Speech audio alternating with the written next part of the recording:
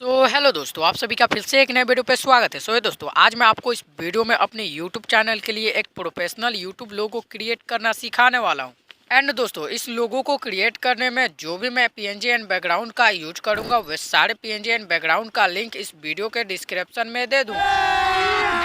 अभी मजा आएगा ना वीडियो। दोस्तों, अगर आप हमारे चैनल पे पहले बार विजिट किए होंगे तो हमारे चैनल को सब्सक्राइब करके नोटिफिकेशन बेल को ऑल पे सिलेक्ट कर लीजिएगा, ताकि जब भी मैं कोई भी अपने यूट्यूब चैनल पे वीडियो अपलोड करूंगा तो सबसे पहले नोटिफिकेशन आपके पास पहुंचेगा और आप हमारा वीडियो देख सकेंगे। एंड दोस्तों, वीडियो अच्छी लगी तो वीडियो को लाइक कर लीजिएगा। तो चलिए दोस्तों, वीडियो को लंबा ना करते हुए वीडियो को स्टार्ट करते हैं।